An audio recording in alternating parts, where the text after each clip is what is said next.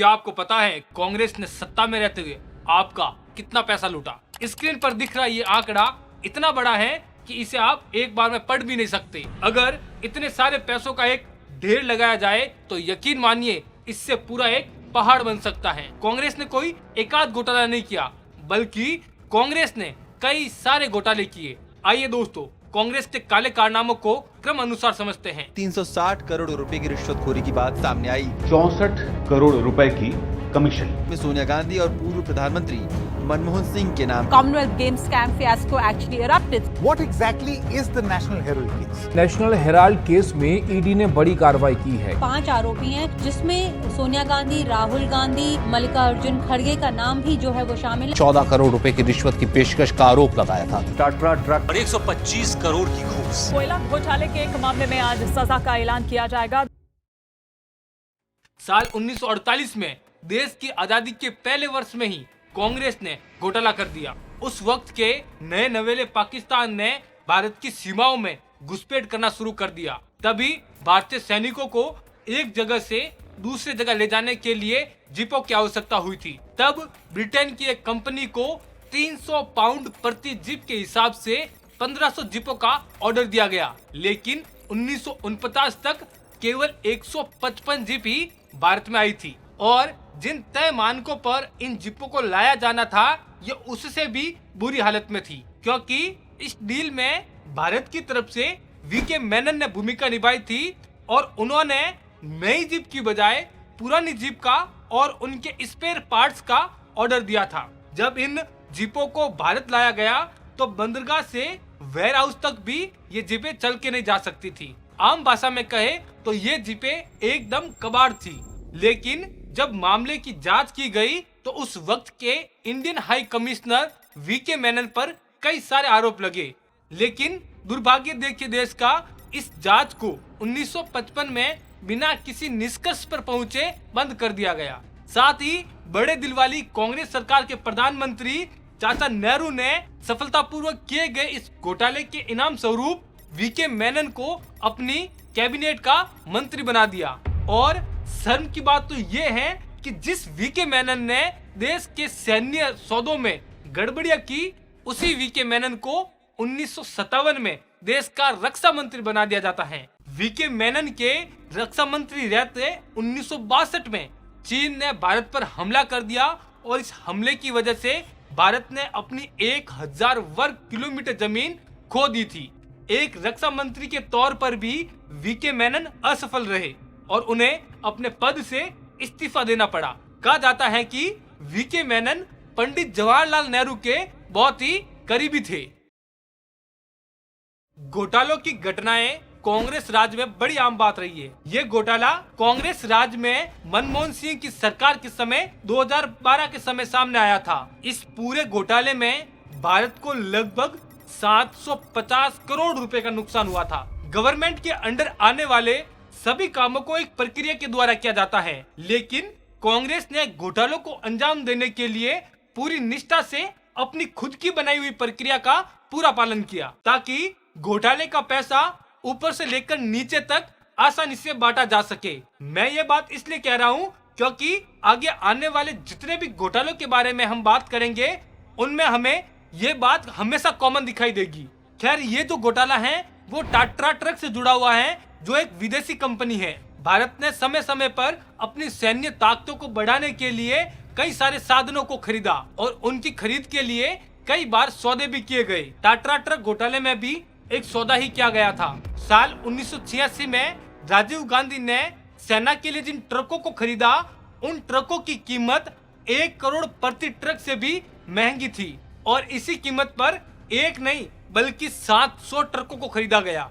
भारतीय company BEML यानी भारत अर्थ movers limited ने 1986 में ट्रकों की आवश्यकताओं को पूरा करने के लिए एक सौदा किया। इस सौदे में घोटाले की बात तब सामने आई जब 2 दशकों बाद सन 2010 में भारत सरकार ने वाहनों की खरीद के लिए नियमों में बदलाव किए ताकि बाकी कंपनियां भी नीलामी में भाग ले सके। उसमें देखा गया कि एक नियम था जिसमें यह साफ था कि सरकार वाहनों को सीधे ही मैन्युफैक्चरिंग कंपनी से खरीदे ताकि वो हमें सस्ते पड़ सके। लेकिन BEML और सेना के कुछ अधिकारियों ने इन नियमों की धज्जियां उड़ाते हुए इन ट्रकों को बिचौलिए से खरीदे थे। ये प्रक्रिया कुछ इस तरीके से थी कि ट्रक कंपनी टाटा ने सबसे पहले हांगकांग स्थित वीनस प्रोजेक्ट को इन ट्रकों को 35% छूट पर बेचे थे।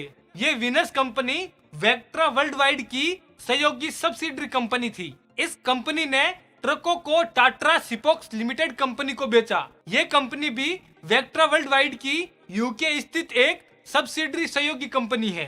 इस टाटा सिपोक्स लिमिटेड कंपनी ने इतनी लंबी प्रक्रिया के बाद और अपना भारी मुनाफा जोड़ने के बाद BEML कंपनी को इन ट्रकों को बेचा, जिसकी वजह से ये ट्रक हमें इनकी वास्तविक कीमत से कई गुना महंगे पड़े। इस पूरे सौदे को कई जगह पर मंजूरी देने के लिए रिश्वत भी दी गई। साल 2010 में सेना प्रमुख जनरल VK सिंह ने यह आरोप लगाया कि उन्हें पूर्व लेफ्टिनेंट जनरल तेजिंदर सिंह ने 600 ट्रकों की मंजूरी के लिए 14 करोड़ रुपए की रिश्वत पेश की थी।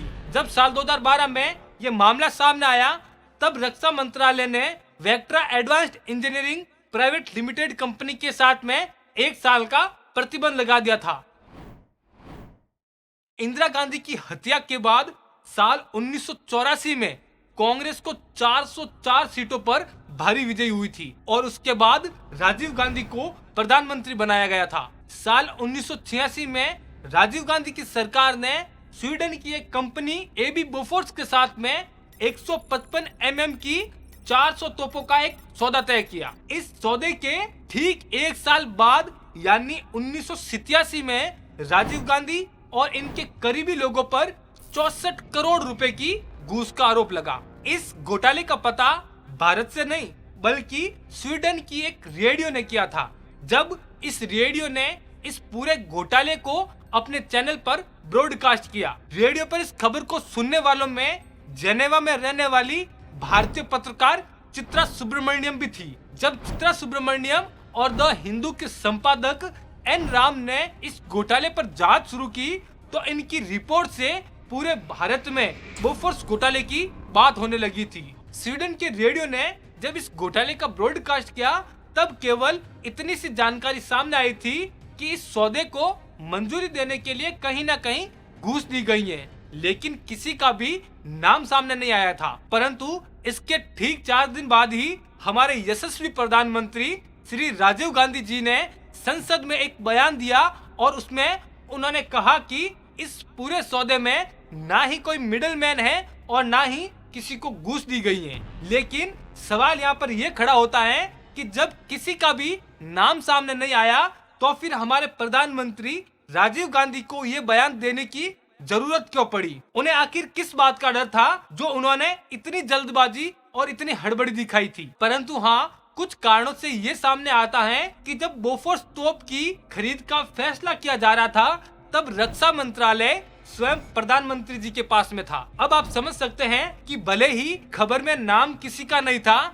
लेकिन फिर भी ये निशाना किस ओर जा रहा था। राजीव गांधी की सरकार ने अपने इस घोटाले को छुपाने के लिए स्वीडन की सरकार से इन आरोपों का खंडन करने का अनुरोध भी किया। स्वीडन की सरकार जब इस मामले की जांच कर रही थी तब हमारे प्रधानमंत्री ने स्वीडन के प्रधानमंत्री से फोन पर बात की और उन्होंने कहा कि जब बोफोर्स कंपनी खुद ये कह रही है कि हमने घूस नहीं दी तो फिर इस केस पर जांच क्यों की जा रही है? जबकि होना तो ये चाहिए था कि हमारे प्रधानमंत्री को भी इस पूरे मामले की जांच करनी चाहिए थी।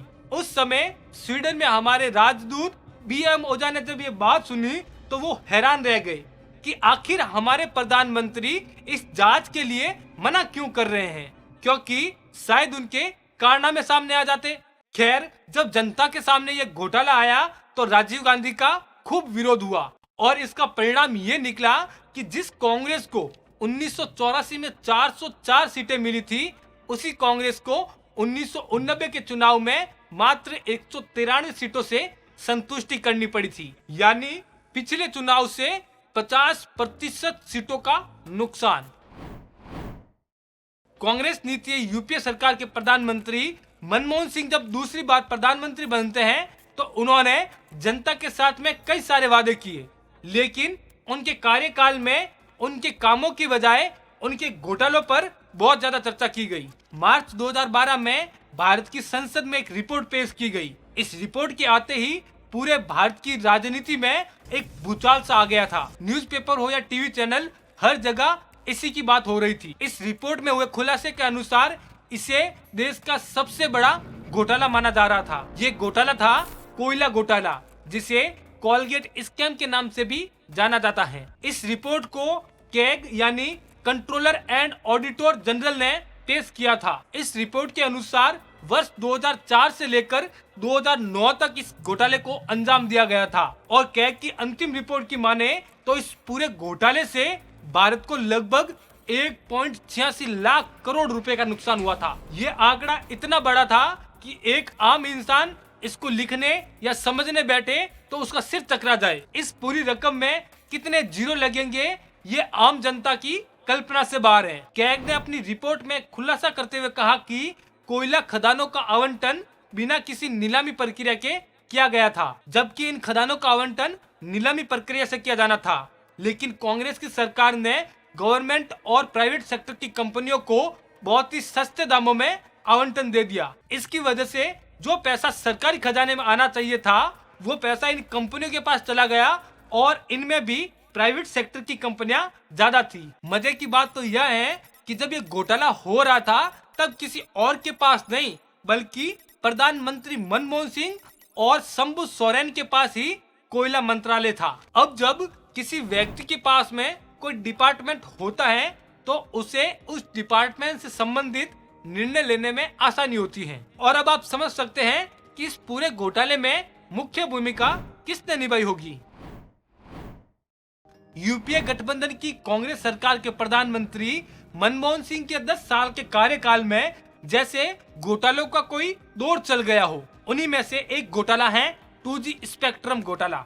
यूपीए की गठबंधन सरकार में डीएमके के सांसद ए राजा को टेलीकॉम मंत्रालय का मंत्री बनाया गया। इस घोटाले को भी 2010 में कैग की एक रिपोर्ट ने ही उजागर किया था। कैग की रिपोर्ट के अनुसार यूपीए की गवर्नमेंट के ऊपर आरोप थे कि इस घोटाले में कंपनियों को नीलामी की बजाय पहले आओ पहले पाओ की नीति के तहत लाइसेंस का आवंटन किया था। कैग की रिपोर्ट की माने तो इस प्रक्रिया से सरकारी खजाने को 1.76 लाख करोड़ रुपए का नुकसान हुआ था। एक बार फिर यह आंकड़ा इतना बड़ा है कि 1.76 के पीछे 10 जीरो लगाने पड़ते हैं, जो आपकी मोबाइल नंबर की संख्या से भी ज्यादा है। रिपोर्ट की माने तो अगर यही लाइसेंस नीलामी प्रक्रिया से दिया जाता तो इतना सारा पैसा सरकारी खजाने में आता, जिससे भारत के विकास के लिए कई सारे प्रोजेक्ट पर काम किया जा सकता था, देश के इंफ्रास्ट्रक्चर को बेहतर किया जा सकता था, एजुकेशन सेक्टर में डेवलपमेंट की जा सकती थी।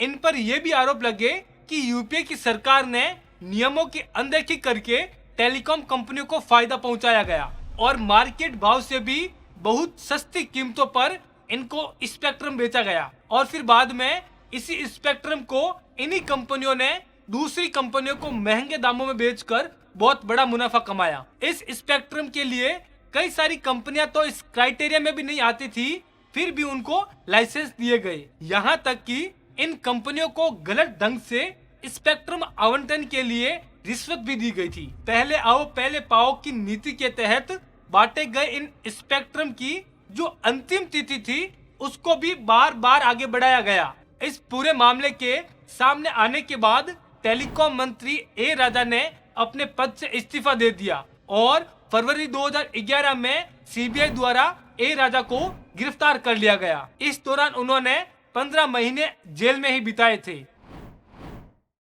साल 2003 में एक खबर आई कि भारत को 19वें राष्ट्रमंडल खेलों के आयोजन के लिए चुना गया है। भारत के लिए गर्व की बात है कि दुनिया को उभरते हुए भारत से रूबरू करवाया जाए। ये खेल 2010 में होने थे और इसकी तैयारी के लिए 7 साल का समय हमारे पास था, लेकिन सत्ताधारी कांग्रेस के राज में घोटाला तो जैसे विकास का कोई काम हो जो उन्हें करना ही होता है। देश के लिए इतने बड़े मौके में भी कांग्रेस ने अपने इस घोटाले को अंजाम दिया, जिससे भारत को 17,000 करोड़ रुपए का नुकसान हुआ। शुरुआत में कॉमनवेल्थ गेम्स के लिए 1600 करोड़ का बजट घोषित किया गया, लेकिन इसे धीरे धीरे बढ़ाते बढ़ाते 11,000 करोड़ कर दिया गया और उसके बाद भी आयोजन समिति ने 900 करोड़ रुपए की और मांग की। और ये सब भी तब हो रहा था जब आयोजन में कई सारी कमियां सामने आ रही थी। जिस टाइम स्कोरिंग रिजल्ट मशीन का टेंडर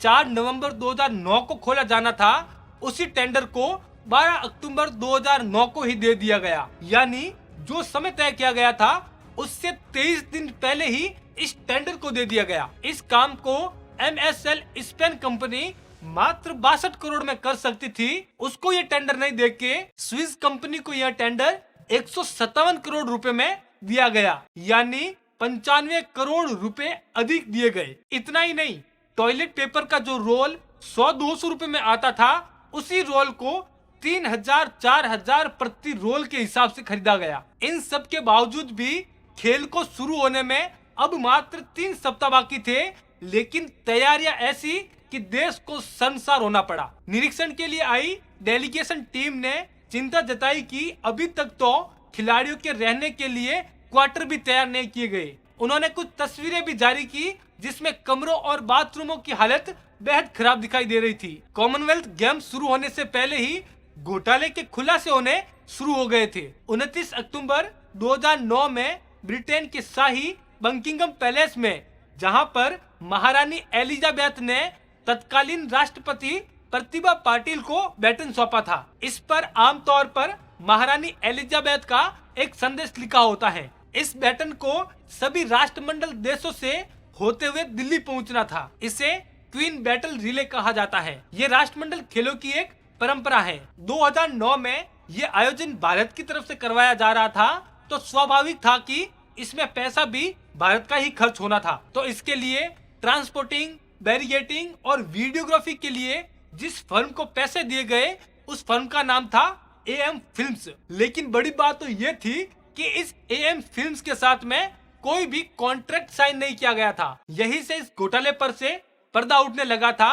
और इसका सीधा आरोप सुरेश कलमाडी पे लगा, जो इस आयोजन समिति के अध्यक्ष थे। इस पूरे मामले में अप्रैल 2011 में CBI ने अपनी पहली चार्जशीट दाखिल की थी। सुरेश कलमाडी सहित 4 लोगों को मुख्य अभियुक्त बनाया गया था। इन पे पूरे मामले में कई सारे छोटे मोटे घोटालों का आरोप लगा था। इसके कारण सुरेश कलमाडी को अपने अगले 9 महीने तिहाड़ जेल में बिताने पड़े थे। नेशनल हेराल्ड एक समाचार पत्र था जो देश की आजादी से पहले का अखबार है। इसकी शुरुआत पंडित जवाहरलाल नेहरू ने 1938 में की थी। नेशनल हेराल्ड अखबार का प्रकाशन एजेल कंपनी कर रही थी। एजेल की स्थापना 1937 में की गई थी और ये कंपनी किसी एक व्यक्ति की कंपनी नहीं थी, बल्कि देश के लगभग 5,000 स्वतंत्रता सेनानी भी इसके शेयर होल्डर थे। पहले ये अखबार भारत के हितों की खबरों को छापता था, लेकिन फिर धीरे धीरे ये कांग्रेस की भेंट चढ़ गया। 2008 में नेशनल हेराल्ड का प्रकाशन एजेल कंपनी की आर्थिक तंगी के कारण बंद कर दिया गया। जब एजेल कंपनी अपनी आर्थिक तंगी से गुजर रही थी, तब कांग्रेस ने उसे लगभग 90 करोड़ का कर्जा बिना ब्याज के दिया था। आपकी जानकारी के लिए एक बात है कि कोई भी राजनीतिक पार्टी अपने पार्टी फंड को इस तरीके से इस्तेमाल नहीं कर सकता था, क्योंकि ये the representations of people act 1950 के अनुसार रूल्स एंड रेगुलेशंस का वायलेंस था। जब 2010 में एजेल ने ये घोषणा की कि वो ये कर्जा नहीं चुका सकती, तब 2010 में एक नई कंपनी सामने आती है। ये कंपनी सोनिया गांधी और राहुल गांधी की कंपनी बताई जा रही थी, जिसे मात्र 5 लाख रुपए की लागत से बनाया गया था। इस कंपनी का नाम था यंग इंडिया। इस कंपनी के डायरेक्टर थे राहुल गांधी। सोनिया गांधी और राहुल गांधी के इस कंपनी में 38% की हिस्सेदारी थी, यानी कि कुल 76% की हिस्सेदारी थी। बाकी 24% की हिस्सेदारी कांग्रेसी नेता मांगीलाल बोरा, ऑस्कर फर्नांडिस, पत्रकार सुमन दुबे और सैम पित्रोदा के पास थी। राहुल गांधी की यंग इंडिया कंपनी ने एजेल कंपनी के साथ में एक डील तय की, जिसमें यह तय किया गया कि यंग इंडिया कंपनी एजेल को 50 लाख रुपए कैश देगी और साथ ही एजेल ने जो कांग्रेस से 90 करोड़ का कर्जा लिया था, वो भी यंग इंडिया चुकाएगी। लेकिन इसके बदले में एजेल को अपनी कंपनी के सारे शेयर्स यंग इंडिया को सौंपने होंगे। डील के अनुसार एजेएल ने अपने सारे शेयर्स यंग इंडिया को ट्रांसफर कर दिए, जिसके कारण एजेएल की जितनी भी तमाम संपत्ति थी वो भी यंग इंडिया के पास चली गई थी। इस संपत्ति की कुल रकम लगभग 2000 करोड़ रुपए थी। इतनी बड़ी रकम का यंग इंडिया के पास जाने का मतलब था सीधे तौर पर कांग्रेसी नेताओं के पास जाना, यानी कि एक डमी कंपनी बनाओ और दूसरी कंपनी की संपत्ति को हड़प लो, जिनमें इन कांग्रेसी नेताओं ने अपनी जेब से कुछ भी नहीं लगाया और नियम तोड़े वो अलग, लेकिन मुनाफा वो तो दुनिया भर का।